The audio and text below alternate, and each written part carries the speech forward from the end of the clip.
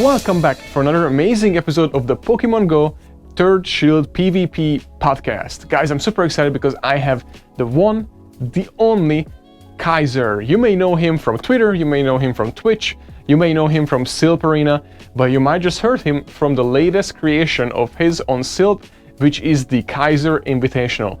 An amazing tournament where he collected all the amazing content creators from all over the world, the biggest tournament for content creators facing each other in the history of Pokemon Go PvP. So I'm super excited to have someone like this on the podcast and talk about some amazing stuff for you in Silph, in Go Battle League, and even esports. So guys, let's get started. Kaiser, thank you so much for coming on the podcast. I really wanted to have you because you just invited me and many other content creators like me, but a little bit better, to your Kaiser Invitational PvP tournament. And thank you so much for coming on. Yeah, man, thanks for having me on. I appreciate the opportunity to come out and talk about the Invitational, give a little bit of information about myself.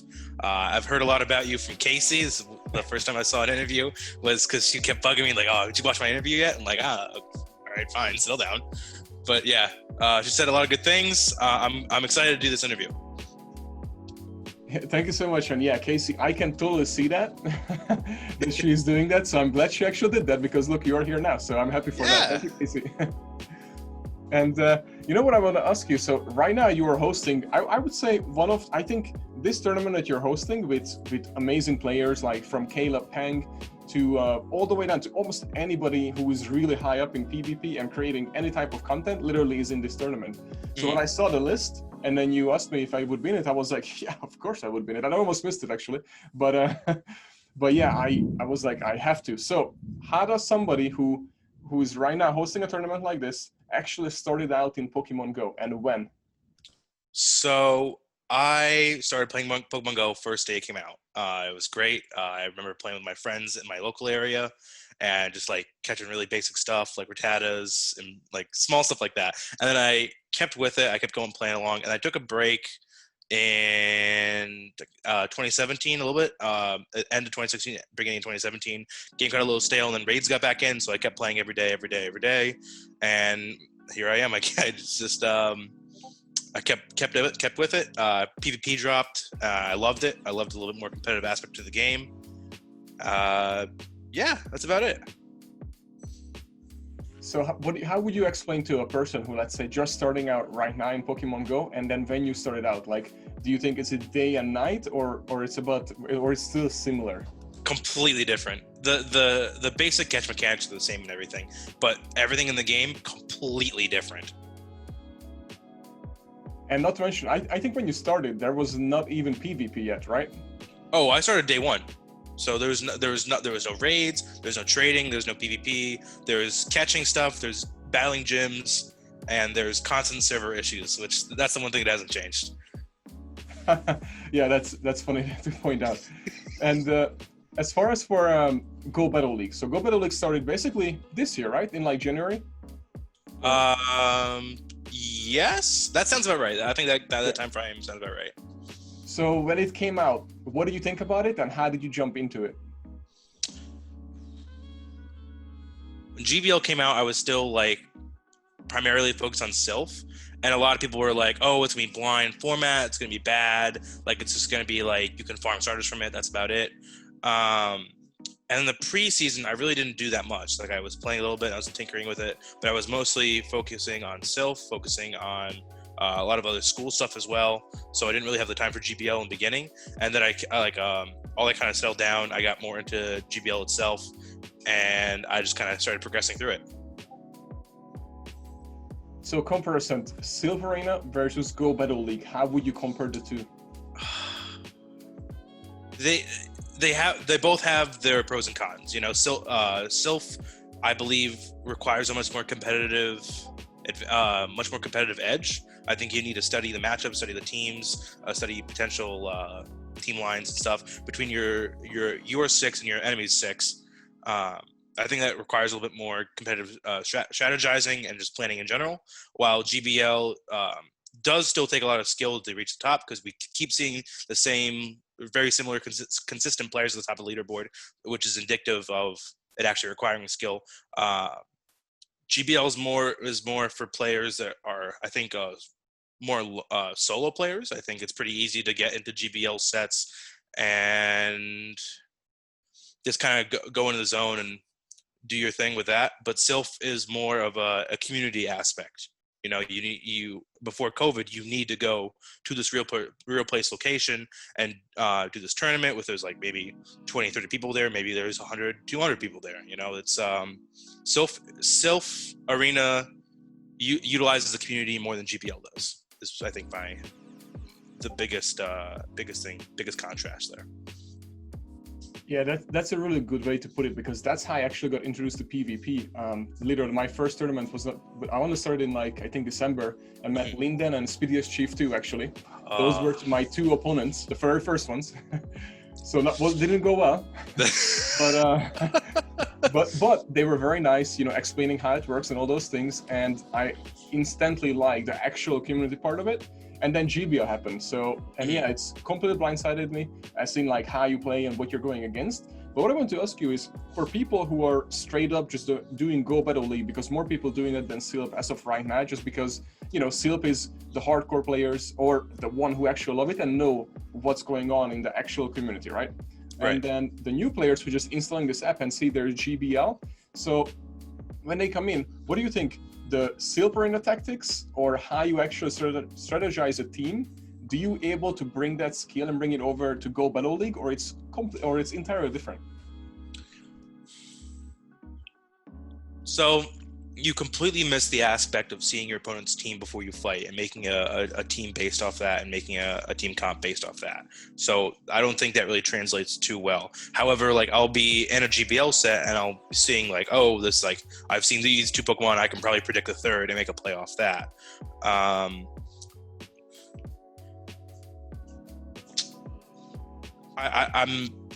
confused by the question a little bit, I think. No, it's no problem. It's what I was trying to, I know it was a weird question as well, because what I was trying to get is that basically, I guess I should put it this way. So a person who is really good at Silph Arena, do you think they will be really good at Go Battle League as well, and vice versa?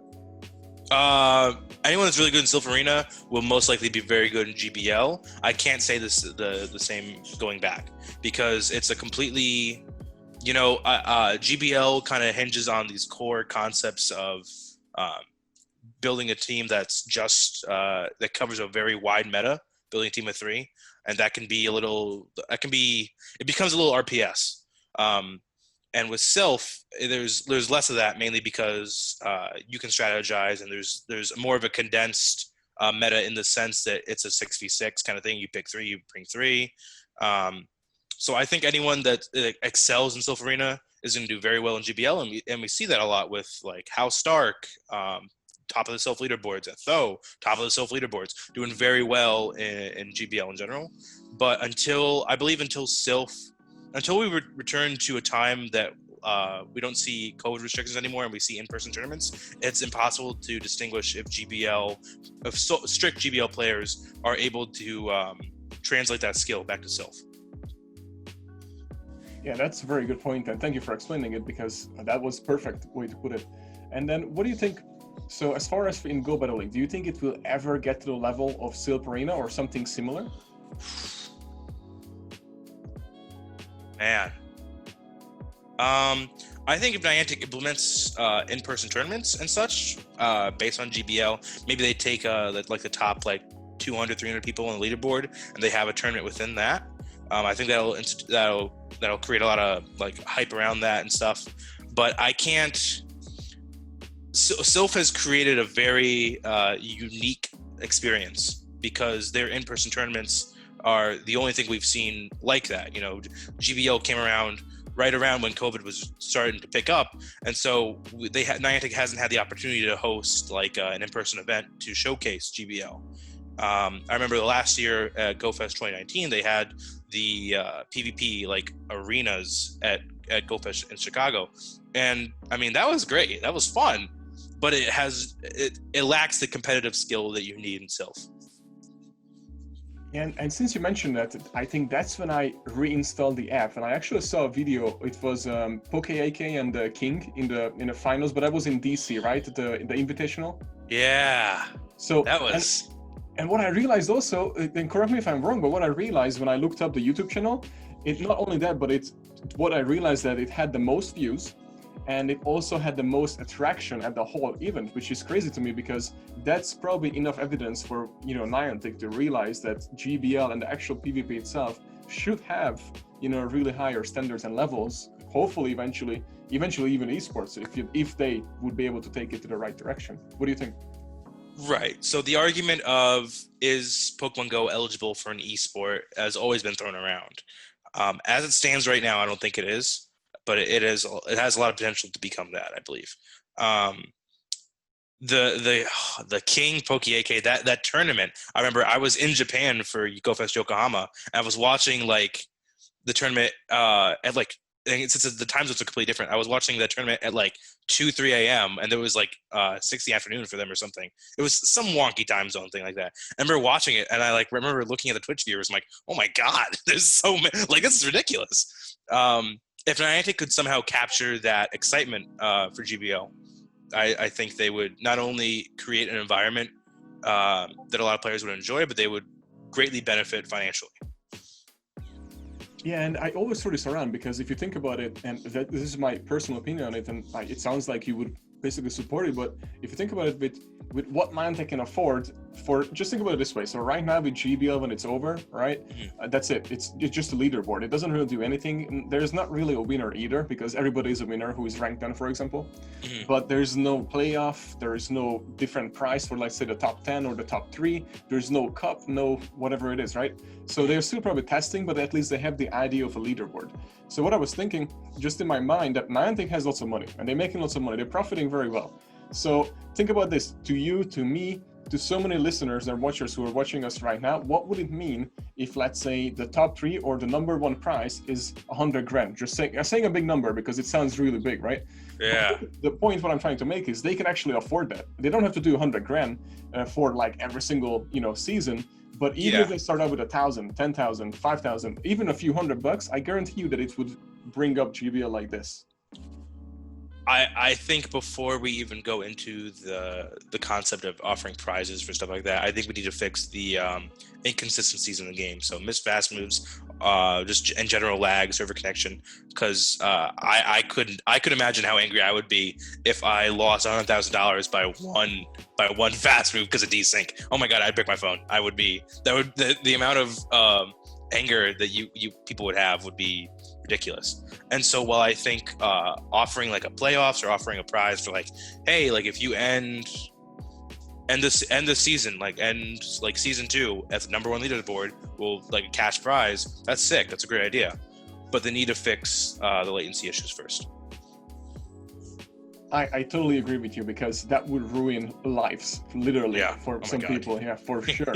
But so now I wanted to talk about a little bit your tournament as well, the Kaiser Invitational, because like I said again, guys, when I actually saw the list of people, I was like, oh yeah, I want to be involved with these people no matter what. So how did you come up with it? What was the idea behind it, and what would you like to get out of it, basically? And I guess just do a few lines of how long it's going to go and basically the prizes, because they have great prizes. And I actually love the write-up that you had, when you kill Juggernaut or Superstar, you should call it, different things. It's really cool and creative. So I would love to hear more about it, and I'm pretty sure that our listeners want to, because almost every single person that is on there is going to stream it, record it, or whatever. So I think people might want to see it live because there are actual stakes, it's fun stakes that is actually cool.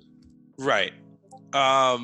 So the whole point around that, I guess I made it because I thought it would be really cool to see like some of the most well-known players that are content creators in the community go at it. And I think it'd be really great for the community when we have this off-season with Silph. I think it'd be that's the main reason that the reason I chose this time. Like right now, I'm like, hey, like there's no like groundbreaking meta. There's nothing going on that's like really intense besides maybe like GBL season 3, and I think Silph is collecting ideas for a new meta. But I think we have 63 competitors as of right now that are doing this tournament, which I believe is the biggest content creator tournament like in Pokemon Go history. So we're hoping. I hope that a lot of content creators not only can get some content out of it, with recording and live streaming their battles, but hopefully get some more recognition. Say if they're not a aggressively well-known battler, but they beat Tho, they beat Caleb Ping, they beat Caleb Pang, they beat Arrow. All these bigger names. Maybe get some recognition out of it. Anyone that's at the top, like Tho, Caleb Pang, can just reaffirm that they are like that good.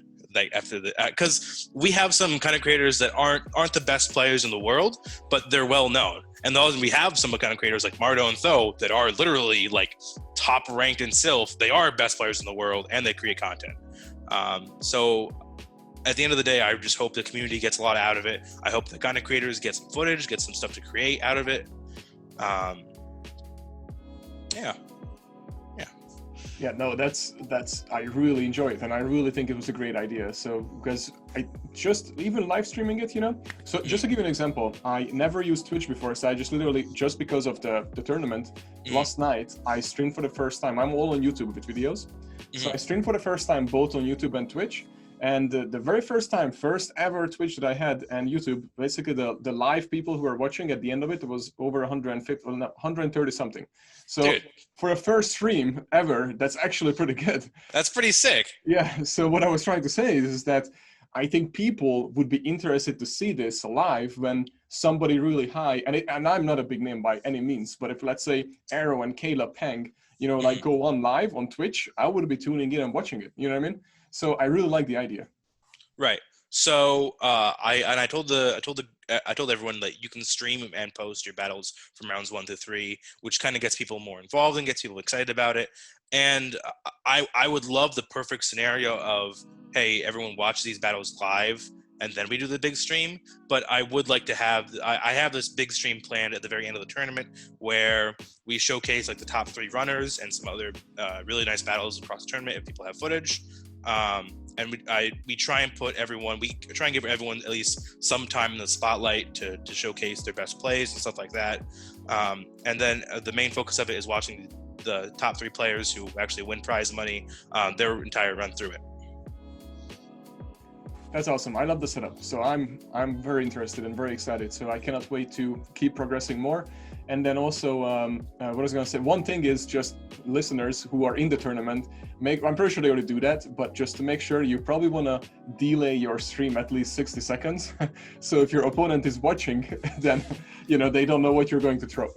I've already had people tell me like, oh, dude, I think I got stream sniped by my competitor. I'm like, come on. Like, I doubt that strongly because 1, I fully believe in the integrity of the participants, and 2, like the reason was like, I said like, if he leads, I don't know, like Charizard, I lose his line, and he led Charizard, and he was like streaming it live, and I'm like, that happens, you can verbally confirming if you're gonna lose the lead or if not, doesn't mean that he stream sniped you. I don't know, but yeah, that's funny if they do. It sucks, but we'll see. I don't think it'll be that often.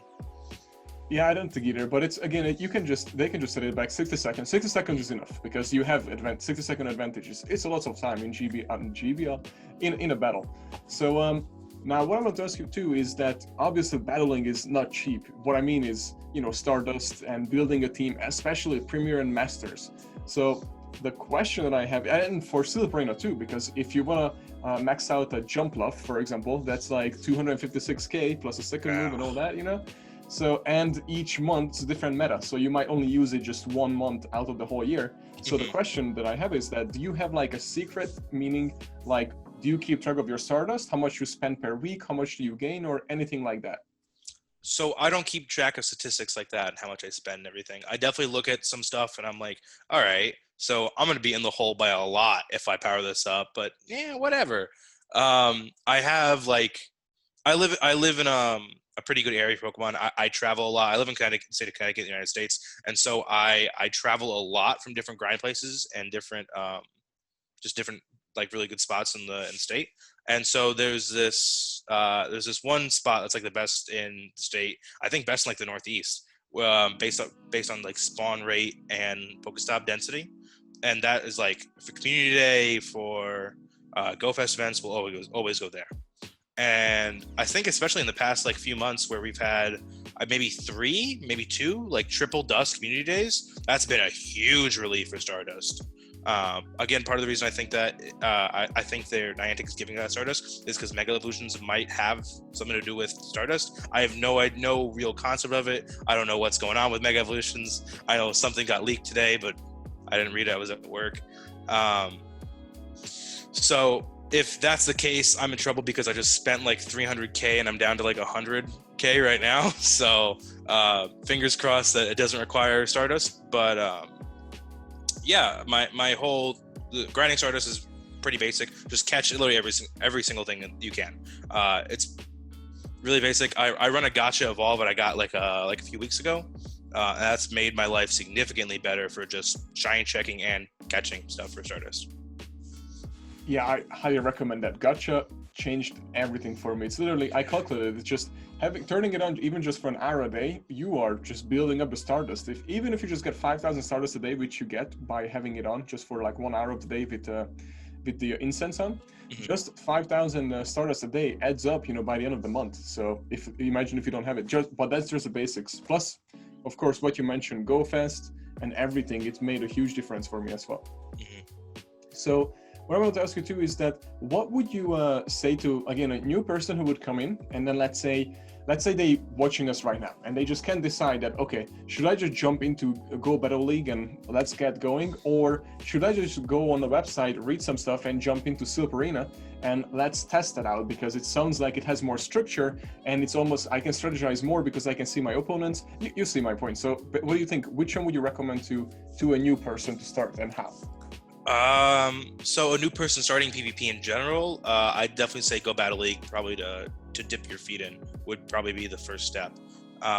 There's so much content online of people posting GBL lines, people posting Silph content.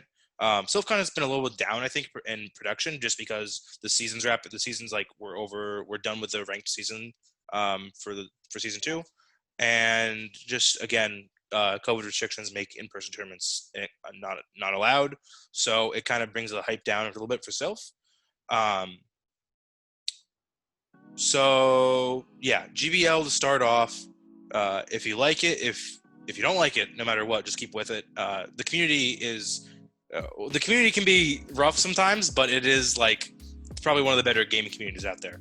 So once you get past like that first few hurdles, you're smooth sailing. Silph definitely is where you want to end up at because it is the most competitive scene. But if you're not like aggressively competitive, GBL is pretty great. GBL is pretty, aside from the server issues and a little bit of lag, it's still pretty good for somewhat competitive and somewhat casual gameplay.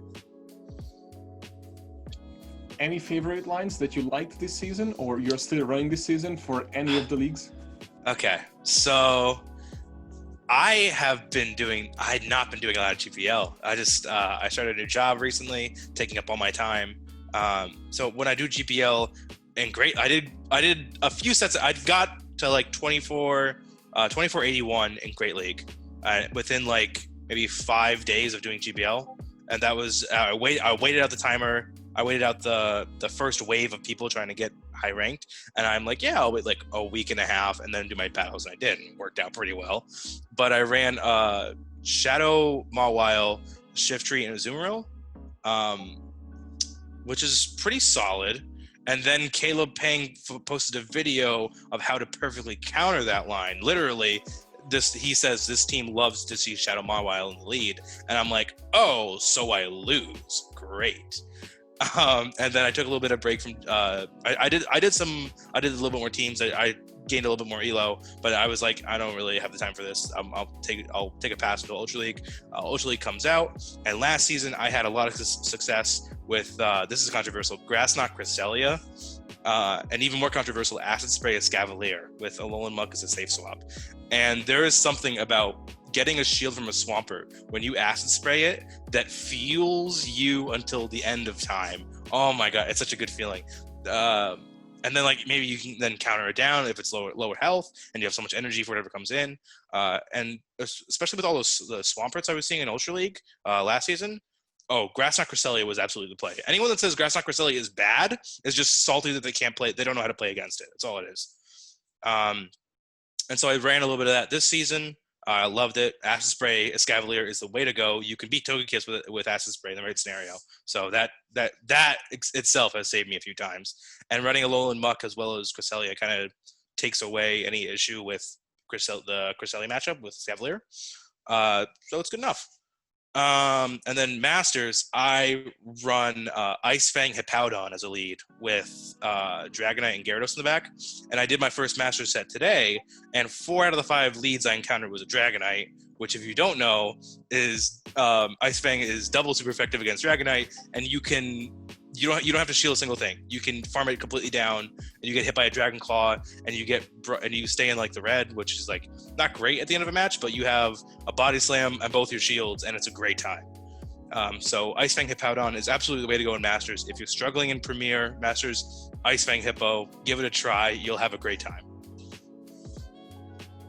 Man, I feel like I'm gonna rewatch this and write out what you just mentioned, because every single team, I want to test it out. Sounds really good, especially the Acid Spray Escavalier. It makes perfect sense. I've been missing out. There are times that an opponent with a Swampert and like 2 shields, and I have a Escavalier. I'm like, I know what this is. Like, you're better shield and Acid Spray, buddy. And he does exactly that. And it's like, that's unfortunate for you, but thanks for the win. And then it just becomes a farm city with anything you have in the back. So it's pretty good.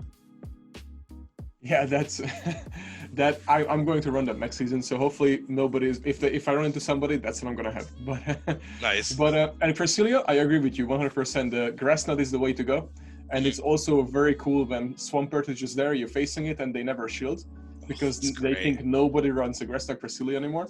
So that also feels really good. I think Toshi publicized a line, popularized a line in season 2 where it was triple water, and then like the next day, Arrow and Twitch were like, I don't know why you run Grass Knot. I don't know why people run Grass Knot Cresselia. I'm like, are you kidding me? Like, you're running Gyarados, Lapras, and Swampert. You're telling me I'm not gonna run Grass Knot Cresselia? Like, it's insane. It's so many water. There's a lot of good water types in Ultra League. That Grass Knot Cresselia, it finds a lot of play, and I am not frequently running into a lot of Charizards, so I do not need the Future Sight. I'm totally set. That being said, if I do run into a Charizard with my line, I'm in trouble, because the Escavalier and the thing to hit with neutral with Cresselia is just not a fun time. But everything else, it's solid. In Ultra, I feel like in actual Ultra, I didn't see many Charizards, maybe like 1 or 2 this season, but last season they were everywhere. Yeah, they were everywhere. And then, but Premier, they are everywhere. So Premier is like full of it. It's crazy. Yeah. And I think that's mainly to counter all the Venusaurs we're seeing in Premier. Because again, like Swampert, Gyarados, 2 very common Pokemon in Ultra League Premier. And so seeing that Venusaur with Frenzy Plant just doing so much neutral damage to a lot of things in that meta, Venusaur is a pretty solid pick. And then as well as with all the Charmers, Charizard does pretty well as well. The Charizard lead with double Charmer in the back was really, really annoying in season 2 for GBL. I'm really happy I didn't see a single one of those this season. It felt my blood pressure went down a little bit. It was nice. Yeah, true that. The only time I saw that when I was running something really weak to Charmers, and I was really pissed this season, but that was the only one I run into. As far as for going forward, what do you have in plans? Where would you like to go, or what would you like to accomplish, just even in Go Battle League, in Silph, or with the tournament hosting, or anything like that? Man, I want to, like, Silph, I want to one day, like, make it to, like, a Continentals or something. You know, I want to make it, like, sometimes I feel like, yeah, I'm better than these guys. I'm better than some of these guys. I could get at that point at some point. And then I get to, like, destroyed by someone. I'm like, oh, all right. So that's a nice ego check. So earning a spot in Continentals maybe next season is probably one of my goals. GBL-wise, man, and this season, I feel like if I just played a lot more, I would definitely be one on the leaderboards too, pretty high up in it, which sounds very cocky, but you know, whatever. Tournament hosting wise, I'm pretty happy with the Kaiser Invitational right now. We always some hiccups in the first run of a lot of things. So perfecting this format and perfecting the Invitational in itself, trying to have it maybe twice a year, maybe once in the summer and once in the winter.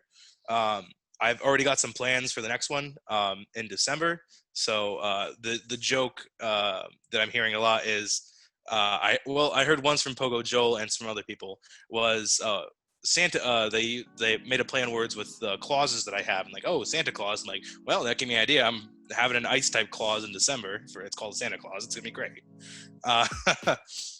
So the freedom to make a meta and create this community communal tournament has been pretty great. I hope to do more like it in the future. I look forward to it because I cannot wait. It sounds awesome, and I'm already excited for December. And as far as for people finding you, where could people get in touch with you, or if they want to get involved, or just basically where could they find you? Right. So my Twitter is twitter.com/Kaiser9er. I'm pretty active on Twitter, very active on Twitter. I check Twitter maybe 13, 14 times a day, just because that's where people that I don't know as well get in contact with me. If I don't know you that well, Twitter's definitely the way to go. Discord, Kaiser9er number 3990. And then twitch.tv/Kaiser9er. I make content very, very occasionally. And when I do, it's very loud and very aggressive. It's great. Lots of people like that, so that's all good. And then what I was going to also ask you lastly is there anything else you would like to mention, or anything would you like to say, or anything we would need to know? I hope everyone is excited for the Kaiser Invitational. It took a lot of work to set it up and everything. It took a lot of work to get everyone involved. I didn't have to do that much arm twisting for a lot of it. Like, it was really nice that a lot of people were either like there wasn't a lot of people like, oh, I don't know. There was either hell yeah, I'm down, or nah, not right now. And I'm like, all right, I can work with that. We'll be streaming that, I believe, in early to mid-September. Each round takes 3 days, so it should end around early to mid-September. And I'm really looking forward to hosting that stream and having a great time. Awesome, and thank you so much, and I really appreciate it coming on the podcast. I know you're busy, new job and hosting and also occasional twitching and everything. Thank you so much for being on the podcast, and I cannot wait to continue on with the Invitational. Yeah, man, thank you so much for having me on. I appreciate your involvement in the Invitational. I appreciate your involvement in the community. It's great. Thank you.